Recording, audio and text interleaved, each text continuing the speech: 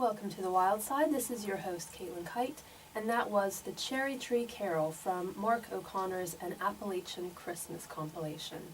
And as that suggests, this week I am talking about Christmas, and this is the annual special where I talk about some science and nature reading that you might want to purchase if you're looking for gifts for your science and nature loving friends and family. Or maybe they don't love science and nature very much and you want to convince them that they should. And so hopefully some of the things that I've got here will be able to do that. Now the first book on my list is The Whale, which is by Philip Hoare, and he is also the author of a book called The Sea Inside that I'm actually reading right now. And I'm about a third of the way through The Sea Inside, and I'm struggling a little bit, I have to admit, because it's a bit abstract. It's kind of a stream of consciousness type of thing, kind of in the line of Virginia Woolf style writing. And it's interesting, but it's kind of in between being about nature and being about the author himself. So kind of a little bit natural history, a little bit autobiography. And he's not really yet even introduced exactly what the main topic or theme or thesis is. And so I'm just kind of waiting for everything to coalesce. But certainly in his book, The Whale, he's very much more obvious and upfront with his discussion. And the book really is taking a look at the book Moby Dick, and also it takes a look at the relationship between humans and whales over time, and it pulls together natural history information, cultural information, and observations of the animals themselves in the wild, and ties that all up in the writing of Herman Melville's book, and also in kind of an approach from a reader's standpoint of how you come to that book and understand it and get the most out of it. And towards the end of the book, the author talks about how he goes to the Azores to attempt to swim with the whales. And this is kind of like his own white whale, is this pursuit of having a one-on-one experience with a whale in the wild. And just towards the end, he finally goes out with someone who's able to take him to a spot where there are lots of whales massing, and he's able to get into the water and swim up close and personal with them. And that is the section of the book from which I've taken the following passage. Ahead, taking shape out of the darkness, was an outline familiar from words and pictures and books and films, but which had never seemed real, an image I might have invented out of my childhood nightmares, a recollection of something impossible, something so huge I could not see it, yet which now resolved itself into reality. A sperm whale hanging at the surface. I was less than 30 feet away before I saw it, before its blunt head, connected by muscular flanks to its infinite, slowly swaying flukes, filled my field of vision. In a moment that seemed to go on forever, catching my breath in my perspex mask, my limbs frozen with panic and excitement, my body held in suspense, not wanting to go forward but never wanting to go back, the distance between us closed. Its great gray head turned towards me, looking like an upright block of granite, overwhelmingly monumental. Its entirety was my own. That was all I could see, far taller and wider than me, the front end of an animal which, it suddenly occurred to me, had one major disadvantage over the puny human swimming towards it. It could not see me. Its eyes could not take me in. I was approaching the whale from its blind spot, and it was coming closer. And the author does not leave you hanging on that kind of edge of suspense. He then goes on to describe how the whale uses sonar to detect him, and then he can feel the vibrations of the sonar going through his body and kind of moving his sternum. And then the whale obviously does perceive him in front and kind of turns just in time to go gliding past and casts his eye on him as she goes right on past him, and they have this moment of making a connection, or at least he feels that they have this connection. And it is quite an experience for him, quite a moving time. So it's a really interesting book. Even if you aren't a big fan of literature and of Moby Dick yourself, but if you're kind of interested in whales and the relationship between humans and animals and watery environments and how people can be inspired by those things to then create literature and other pieces of art to describe that, then it's definitely a read that you probably would find interesting. And the author also goes on quite a lot of trips throughout the book, so you get a chance to kind of travel vicariously as well. Now, the next book on my list actually is also quite a lot about travel, and it's something that I read recently. I read it pretty much all in one sitting when I was on the plane from the US going back to the UK. And it's a book that actually came out, I think, in the mid-90s, in 1996 or 1997, so it's not a brand new one, but the Kindle happened to have a sale on it, and so I thought I would buy it, because the author, Ken Kaufman, is someone that I'm familiar with from Birdwatcher's Digest, and that's a magazine that I read when I'm in the US, and I have in the past been lucky enough to contribute to it. And it does have lots of nice pieces about kind of backyard birding and also going on trips to go birding and identification of birds. And Ken Kaufman is really the expert, kind of the guy who can do any of those things and know all about them because he has been a birder for such a long time. And one of the things that he's famous for is going out and doing a big year, which you may know from kind of the increased attention to this in the press, because now we've got books and movies about this. A big year is a time when you go out and try to see as many species as you possibly can within a given kind of geographical area within a single year. And people sometimes do this to compete against themselves, and other times they do it to compete against each other, and that's kind of where birding becomes a real sport. So Kaufman began his career in birding during a time when kind of the sport of birding was really taking off and when big years were really first becoming a thing that birders did. And that was in the mid-70s. So he went out in 1973 in order to try to beat the record, or at least tie the record, for the number of species seen in North America. And he knows that he's quite close to the record, but by the end of the year, he's kind of gotten sick of all of this competition, of all of this traveling around nonstop, just doing nothing but caring about the number of birds. And so he's hoping that he can maybe just change things around, and instead of listing, instead of numbering and checking things off, he can start to just pay attention to the animals themselves and enjoy them for what they are. And he's come to this realization around the time that he's going to close off that big year with the Christmas bird count. And the Christmas bird count is something that happens, I think, in the UK as well as in the US, actually, where you go out at Christmas time. There's kind of a 2 or 3 week period where you conduct surveys in a certain area. So he's helped out with a couple of these, and he's got one more left. It's the final one that he's going to do to try to maybe tick off a few extra species by the end of his big year. And this is a section where he's describing what he's seeing out on his post. And he's gone off to a jetty that's on the edge of Texas, the Texas coastline, and he's looking for gulls and other seabirds in really inclement weather. Gulls were tacking into the wind, hanging on updrafts where the gusts were deflected by the jetty, streaking downwind on backswept wings like errant boomerangs. They were wonderful to watch, but did I really know them?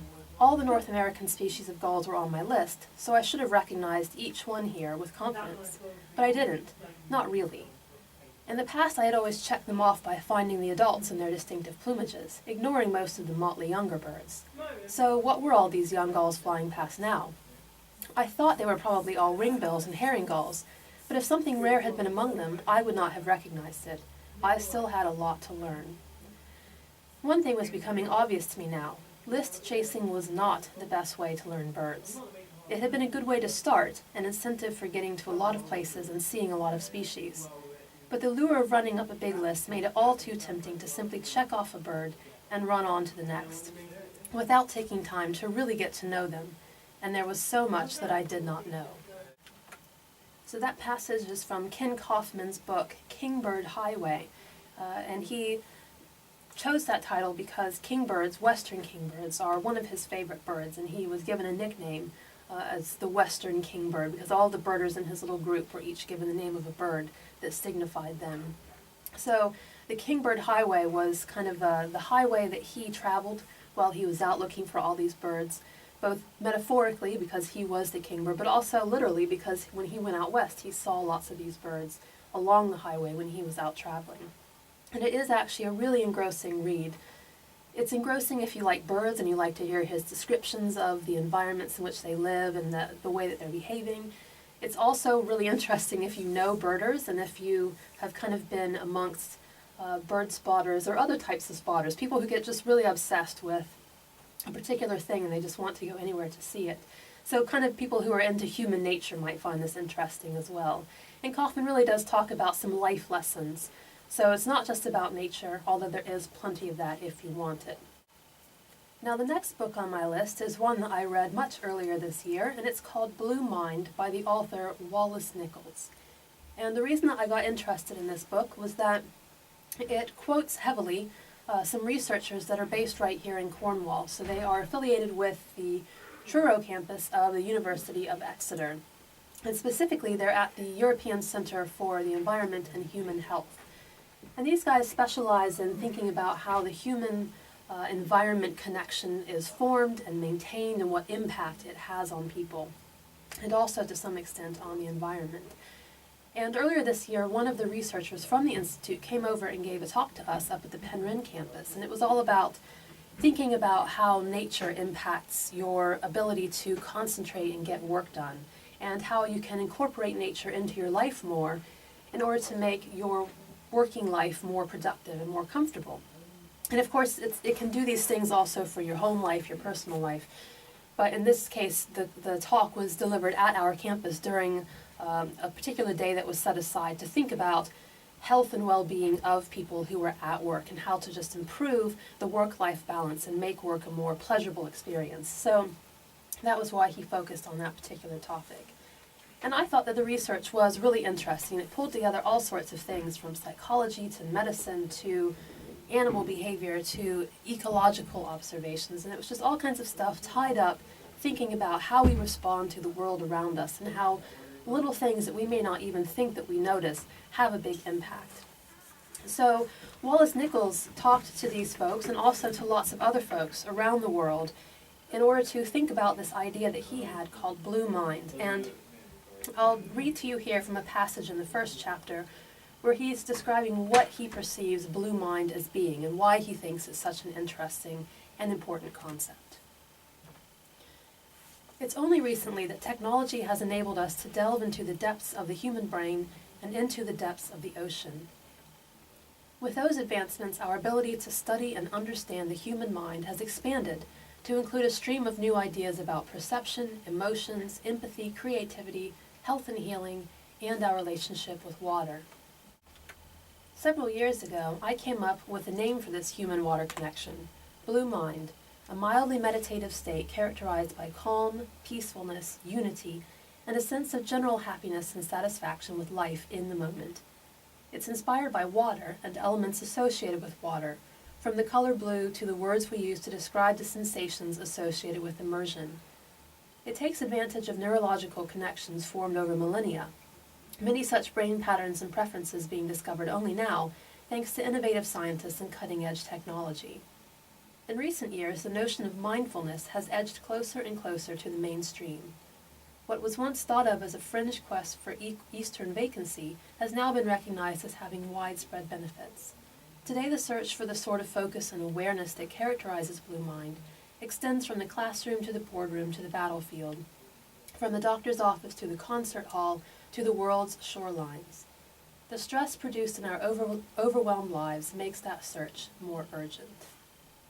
And his book, Blue Mind, is another book that I found that I struggled a little bit with, but ultimately I actually did enjoy reading it because it did have lots of interesting ideas about what you can do to make things more comfortable for yourself, to improve your happiness, to improve your fitness and your overall health.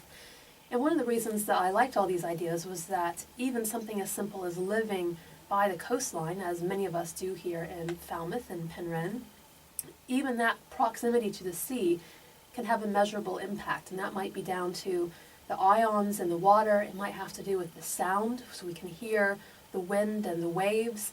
It might have to do with actually going out and taking a hike along the beach, and so you're getting a little bit more exercise. There are all sorts of reasons why being this close to water can be really healthy for you. And the researchers in Truro have made this really nice map where you can see that the closer you are to the shoreline, the healthier you tend to be and the more active you tend to be outdoors. And so it's quite a nice thing to know that all these little things that we do naturally, just because we are in this particular environment here in Cornwall, can contribute to health. And then the author talks about things you can do on top of that to continue to make your life better and to make you calmer and happier and just generally in better shape.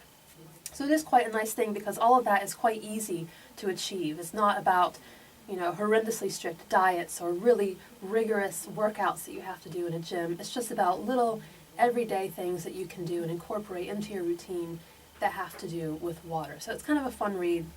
It's not a very long book, and it is interesting because the author, in addition to describing the research that he's discussing and reading as he researches this himself, he also takes some trips and talks about the people who are doing this work and the places where they're doing it and the experiments that they're performing. So you get a bit of insight into the scientific world as well. Now, kind of on the same theme of blue mind, but moving from an aquatic to a terrestrial habitat, is Colin Tudge's The Secret Life of Trees. And this is another book that focuses on something that we see and maybe take for granted quite a lot out in the natural world on a daily basis. And Tudge talks about trees as being really fascinating things that have potentially shaped humans over the years, certainly that are shaped by humans in the modern time in particular, and also that have all these characteristics that we don't know about and yet are really important to us and can have a real impact on us, both kind of physiologically and morphologically and emotionally, but also economically and within our society. And he begins the book by talking about how humans may have dexterity because we had this need to climb trees when we were first evolving in Africa. And he suggests that we split our time between the trees and the ground, and this is why we moved from having kind of ground-dwelling morphology in our hands and feet to a more arboreal sort of morphology in order to allow us to get up into the branches to feed and to look out for predators. Now, the science behind that, you can kind of argue that yes, that's true, but also there are lots of other reasons why we would need to have the hands and the feet that we currently have. But it's kind of an interesting theory, and he goes on to write the following passage. Archaeologists speak of the Stone Ages, and the Bronze Age, and the Iron Age, and the Steam Age, and now we have the age of the internal combustion engine, and nuclear power, and space, and IT. But every age has been a wood age, ours at least as much as any in the past, and perhaps in the decades to come, even more so. Ice Age Russians made houses from the bones of mammoths, the Inuit used ice, and the people of the Bronze Age Orkneys built remarkable villages, with restaurants and mausoleums from slabs of rock. But great architecture demands wood. The ruins that survive from classical times are all of stone, but that's only because wood rots. Architecture in stone and bricks evolved from timber architecture and needs wooden-handled tools and wooden scaffolds for its construction, and timber roofs and rafters. Wood in this energy-conscious age may well begin to replace steel, or much of it, in the grandest buildings. Wood was the first serious fuel, too, and human beings clearly learnt the use of fire at least 50,000 years ago, long before we were as big-brained as we are now. No fuel, no smelting, so no Bronze Age or Iron Age or modern machines. No wood, no ships.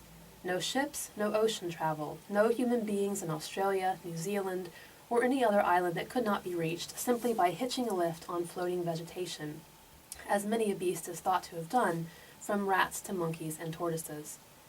No ocean travel, no empires, no modern politics. A woodless world would have had advantages, but we could also say no wood, no civilization. Yet timber is not the end of it. Trees are the source of drugs, unguents, incense, and poisons for tipping arrows, stunning fish, and killing pests. Of resins, varnishes, and industrial oils, glues and dyes and paints. Of gums of many kinds, including chewing gum. Of a host of fibers for the rigging and hawsers of great ships, whether made of wood or not, and for the stuffing of cushions. And of course, perhaps above all these days, for paper. All that plus 1,000 at least kinds of fruits and nuts and, in traditional agrarian societies, a surprising amount of fodder for animals, including cattle and sheep, which most of us assume live primarily on grass. As a final bonus, the wooden husks of many a tree fruit make instant household pots and drums and ornaments. In short, without trees, our species would not have come into being at all. And if trees had disappeared after we had hit the ground, we would still be scrabbling like baboons. Now, as I suggested earlier, I have some reservations about some of Tudge's evolutionary commentary. But one thing that I think he is really good at is taking a bunch of information that he has found from research and from talking to experts and from reading books, and then weaving that into a story that a lot of people can find accessible, and where he sticks mostly to discussing information that has been verified by scientific study, where he just kind of relates the natural history information about trees. That's where he does best, and I think that those are some really interesting parts of this book. However, I would refrain from believing wholeheartedly some of the evolutionary claims that he makes, because I think that some of those are a bit of a stretch, and they certainly aren't completely proven yet. And he does something similar in another book that he wrote about genes, where he talks about how genes aren't selfish and humans are actually nice. And I think there he kind of gets hung up on the meaning of the words that Dawkins uses to describe the selfish gene. So he feels that selfish has kind of a negative connotation, and so he gets a little misled by that, because I think the selfish gene concept makes quite a lot of sense, and he's going a little bit off on a tangent to talk about other things that aren't necessarily in direct competition with what Dawkins has proposed. But if you kind of, take all of that stuff with a grain of salt, you can look at the more natural history style observations here and get a lot out of this book and appreciate wildlife for what it is, think a little bit about trees in a different way, and maybe feel more interested in preserving these organisms and just kind of thinking about what they mean to your daily life and how they're influencing you and society in general.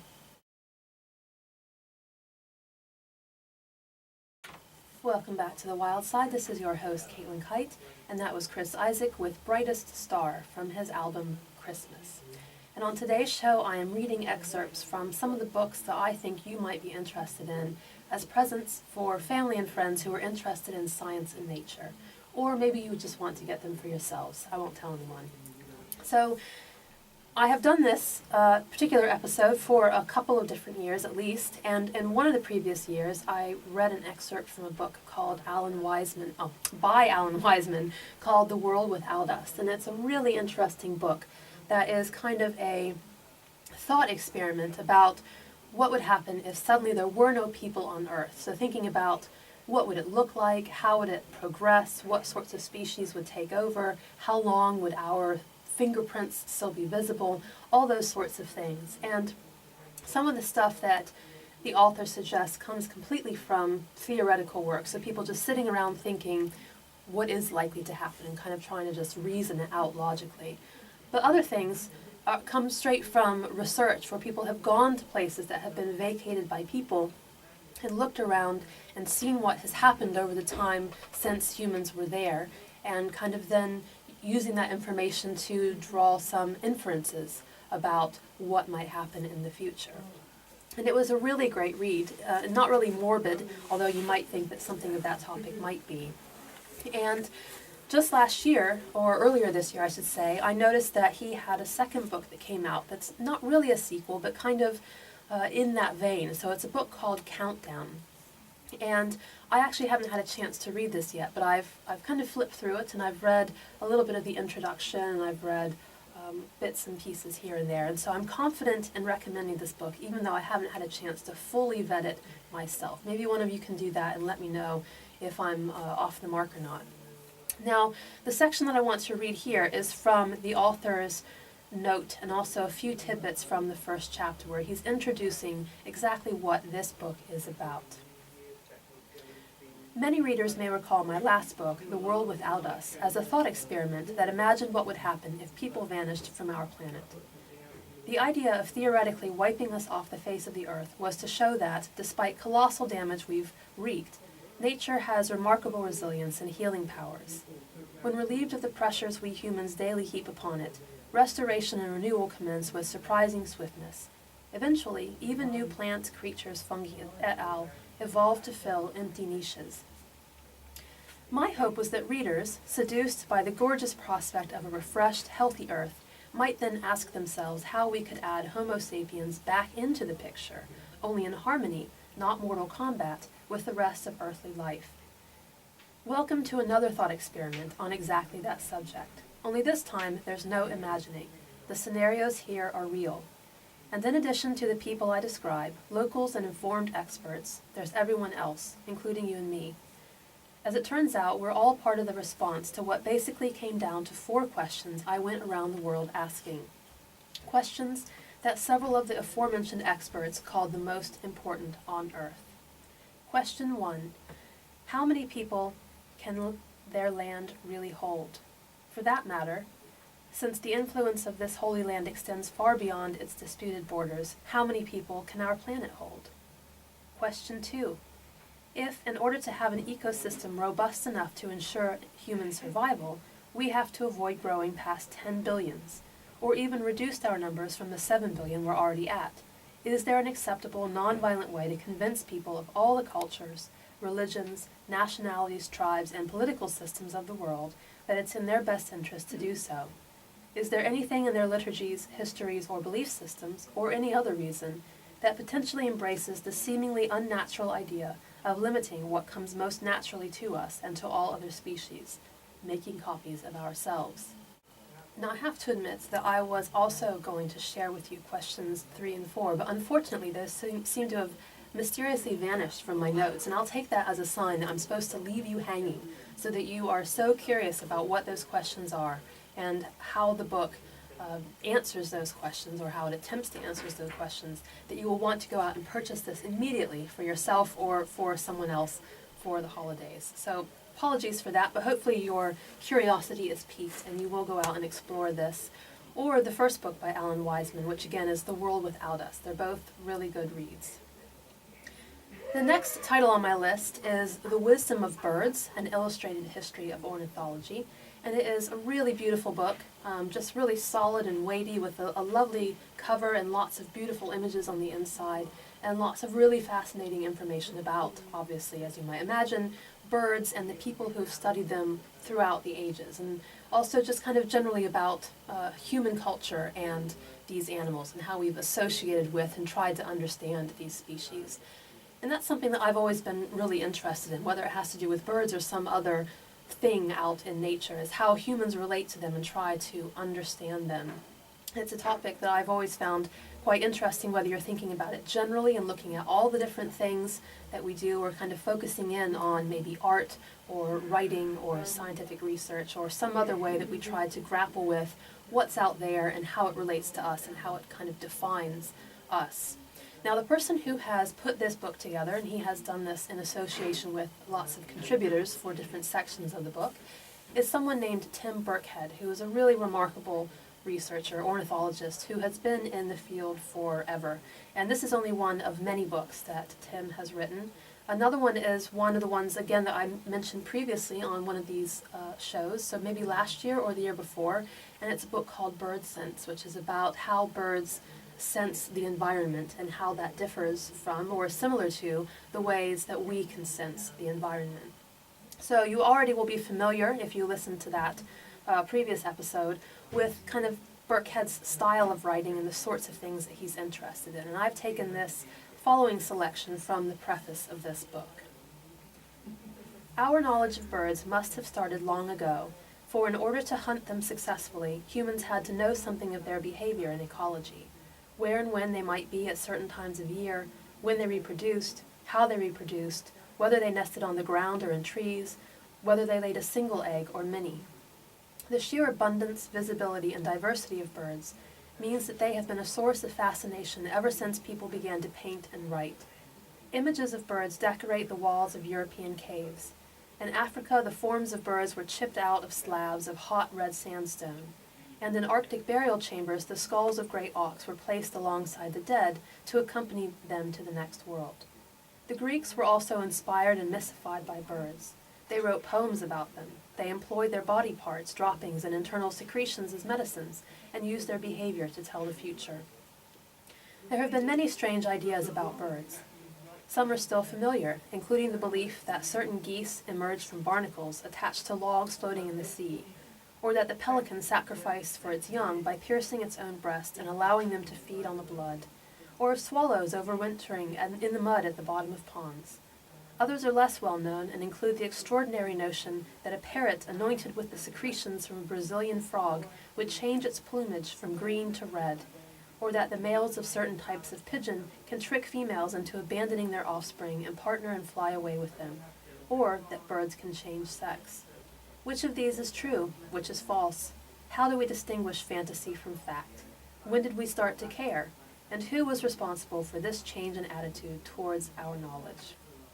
And that is from the preface of Tim Burkhead's The Wisdom of Birds, an illustrated history of ornithology, which is sure to be popular with people who like birds, who like science, and or who like the art associated with birds, because there are a lot of really nice images in this particular book. And as I said, it has a really great feel. It's quite a large thing, nice and weighty, a really nice thick kind of paper and cardboard used for the cover, so it's just a really pleasant kind of thing. It's the kind of gift where you feel like you've gotten a good one even before you've opened the cover and started reading the first page. The next book on my list is another one that I have to admit I haven't read all the way through, but partly that's because I went to a lecture by this author and then I was able to have a chat with him as well. And so I actually have heard quite a lot of what's contained within the book. And so I didn't rush off to read it because I already had kind of reviewed that topic, and also because I have read some of the original scientific publications that were used to create the book to begin with. But it's actually quite an interesting topic, and that is, what has nature ever done for us, which is the title of the book as well. And the author is Tony Juniper, who came to discuss this topic last year or the year before, I think, at the Penryn campus. And he gave a really interesting lecture where he reviewed a bunch of different cases of things that we take for granted, really, things from nature, whether it's animals or plants or products from organisms or processes that happen in the ecosystem or any number of other things that make our lives better in some way or another. And he started off in his talk, as he does in his book, by thinking about vultures as a really good example. So I'm going to read this section from the first chapter, introducing the book and the general topic of the book, all about vultures. What has nature ever done for us? Vultures, and to be specific, Indian vultures, provide an example. These birds are today virtually extinct across the subcontinent, a fact that has been barely reported in the West and yet has had huge implications. For when India's vultures were almost gone, it became apparent that they had been supporting the well-being of hundreds of millions of people. The reason was simple. For centuries, India's vultures performed an essential cleaning function, eating the flesh of the many dead animals that littered the countryside. A hungry flock would clean up the carcass of a dead cow in a matter of minutes, leaving only bones.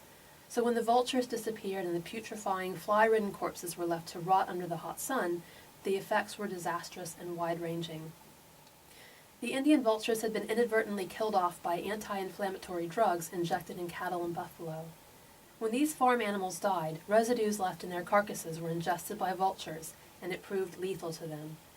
This soon became a problem, not least because India's 40 million or so vultures were between them, eating about 12 million tons of flesh each year. With no vultures to clean up, there was an explosion in the population of wild dogs, which had more food. More dogs led to more dog bites, and that caused more rabies infections among people. The disease killed tens of thousands, in the process costing the Indian economy a figure estimated in excess of 30 billion. The vultures are just one among thousands of examples of natural services that are, or were, provided for free by nature, and which are being removed to our cost. That cost is now the subject of a new branch of economics, whereby researchers are beginning to put financial values on nature. The hope is that through knowing more about the value of nature, it will be possible to create the tools needed to reflect that value in economic transactions. Should this happen on a sufficiently large scale, then the impacts could be profound, for the numbers being generated are huge, in many cases dwarfing the value of more traditionally quantifiable economic activities.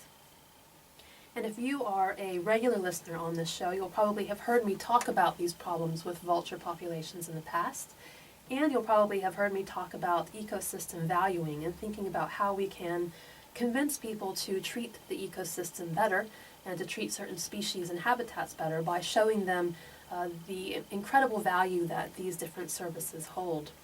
And actually this is an idea that is a little bit controversial because some people feel that if you boil everything down to just how much something is worth, then it kind of devalues it in other ways, and you kind of strip away the emotional ties, the mental ties, all the other stuff. And another problem is that if you say that vultures, for example, are worth $30 billion in terms of the services they provide, then someone else can come in and say that there is something that's worth $50 billion if you let them kill off the remaining vultures or take away vulture habitat. So they could come back with a figure in excess of that value that would allow them to justify doing something negative to the species or to the habitats involved.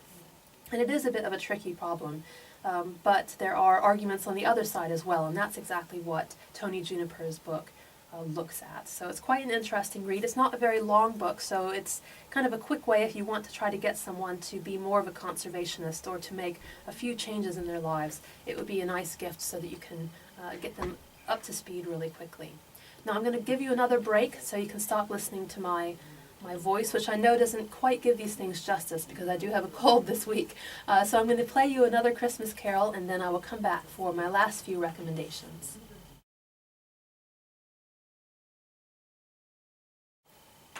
Welcome back to The Wild Side. This is your host, Caitlin Kight, and that was Patty Loveless with Beautiful Star of Bethlehem from her Christmas album, Bluegrass and White Snow. Now, on this week's episode, I am talking about some interesting science and nature reading that you might want to get for yourself, or perhaps as a gift for a family member or a friend who is interested in those sorts of things, or who you want to convince that these sorts of things are, in fact, quite interesting. And the next thing on my list is a book that you may have heard about or seen mentioned because the author came down and gave a talk a month or two ago here in Falmouth. His name is Tristan Gooley, and he's rather well known for being someone who knows a lot about going out into the wilderness and using things in nature to figure out where he is, to figure out what he can eat, what time of day it is, what the weather's going to be like. So basically, he's kind of an expert in all these wilderness and survival skills that a lot of us have basically lost. So our ancestors used to be able to do these things, but now we don't really have this information. We don't really pass it on as much, and so it's kind of vanishing. And he has recently written this book called The Walker's Guide to Outdoor Clues and Signs. And this is the culmination, really, of stuff that he has read about and discussed with experts and learned on his own through trial and error, basically over his whole career. And you might have seen Tristan on TV, because I think the BBC use him fairly often for kind of outdoory types of things, where they will just drop him somewhere random and he has to orient himself back somewhere. And he's also published some previous books as well about going out into nature and finding interesting things and engaging with nature. And this book is exactly what it sounds like. So it's kind of an encyclopedic guide to all sorts of little things that you can look for when you're outdoors in order to figure out various things about the habitat. And his talk here in Falmouth was at the Poly, but it was partly sponsored by the Falmouth Bookshop, and they had a bunch of his books in the display in their front window for quite a while. And that was how I found out about his talk. So I went in there and bought the book and went to the talk, and afterwards I went up for a signing, and he was just a really lovely guy who made small talk, but not just to pass the time, but to genuinely find out things about you. He really wanted to know why each of us was there and what we did and what we thought of the talk. And he was just a really great person, so it made you feel really good for spending your money to go to that event, because it's the sort of person that you want to sponsor and to help out. And his talk was really interesting. He really knew a lot of stuff right off the top of his head, and his book is really great as well. If you want to find out more about the environment and be one of those people who can kind of track and make their way through the habitat and survive on your own, this is definitely a good place to start. So I have selected something that's kind of from the beginning of his book, where he's introducing why it is we might want to think about these sorts of things and why we should care about being able to look for these sorts of clues and signs. Picking up one simple scent can take the mind on an extraordinary journey. Scent and thought, observation and deduction, this simple two-step process is the key to transforming a walk from mind-numbing to synapse tingling. One cannot work without the other. The brain can build wondrous edifices in our mind, but it requires the scaffold that our senses provide. This is a symbiotic relationship. The brain is dull without the senses, and the senses become lazy without the brain's chivying. Fortunately, the brain's task here is fun and takes the form of a series of questions. Which way am I looking? What will the weather do? How far is that? What's the temperature? How old is that? What will I see next? These simple questions, and many others, if answered without the aid of dumb tools and with clues from smells, shades, colors, and shapes, will force the senses and mind to work together afresh and light an intriguing bonfire between the walker's ears. A fair warning should be issued here. This is not a process for all. Not everyone should be expected to enjoy such ignitions. There are many kinds of walkers. There are some who like to walk to switch off their mind, and there is nothing wrong with that. There are, however, a large group who like to feel their minds flex with their legs, and this book is written for them. For those who feel that the mind will get plenty of rest in the brief lulls during sleep or the apparently abundant downtime after death, then walking is a time to revel in fresh insight. There have, I am aware, been documented cases of these two groups of walkers tolerating each other's company and even passing pleasant hours together. However, the worrying twinkle in the eyes of the latter group tends to scatter the former, and the two should not, in the normal course of events, attempt to walk together. They are best advised to place small hills between each other. And as you can see from that last little section there, he is also quite a funny guy. He's quite droll and a bit sarcastic sometimes, and that's one of the reasons why his talk was quite funny. So again, just as a reminder, that was Tristan Gooley, a passage from The Walker's Guide to Outdoor Clues and Signs. Now, the final book that I have time to recommend today is one that I purchased in the used bookstore here in town, and it's called The Plant Hunters. And I saw it in the window when I was walking past one day, and it just grabbed my attention because I've always been a lover of plants. I used to work in a greenhouse for a while, and I've always also been really fascinated by the explorers who went out anywhere from the 17th to the 19th centuries, kind of into the unknown, basically. They just got on ships, and they went off around the world, not really knowing anything about where they were going or what they were doing. They just wanted to find new stuff. And they would go out and catalog everything they saw, take tons of samples, make drawings, write books, and send everything back, often here to the UK, because many of these folks were British. Some of them also were Dutch, and every now and then you had a Spanish or an Italian or a Portuguese person who would do this as well. But the Dutch and the British in particular were really at the forefront of this. So this book was about these folks and the things that they found and the amazing habitats that they went to. And one of the reasons I have come to really appreciate this book is that I later read a book by Elizabeth Gilbert where she talks about, in fiction form, these sorts of people and this sort of lifestyle. And so it was really nice to read the reality and also the fiction and see how well they lined up and how well she captured that in her book. So this is a book that's written by 3 different people, Musgrave et al. So I think 2 of them must be brothers or maybe father and son. And again, it's called The Plant Hunters, and the section I'm going to read from now is from the beginning, and it kind of sets up why it is that they are writing this book. And really it's kind of about the relationships between humans and plants, which, as you can kind of see here, this is a theme throughout the books that I've selected tonight, the relationship between humans and some sort of wildlife or process out in nature. So without further ado, here we go. Plants have been gathered since the dawn of time. The first record of plant hunting dates from 1495 BC and tells of an expedition sent by Queen Hatshepsut from Egypt to Somalia to collect incense trees. The Romans took many of their plants with them as their empire expanded, and later on, medieval monasteries exchanged plants across Europe. The Romans and the monks introduced new plants to a number of countries, but there is little evidence that they engaged in active plant hunting. As peaceful civilizations flourished, so did the garden. Growing newly discovered plants became a source of pleasure and excitement. Up until the mid-16th century, most new plants arriving in Britain came from Europe, but for the next 80 or so years, the Middle East became the source of horticultural novelty. From 1620 onwards, as North America was increasingly explored and colonized, a wealth of species was sent back to Britain from Canada and Virginia.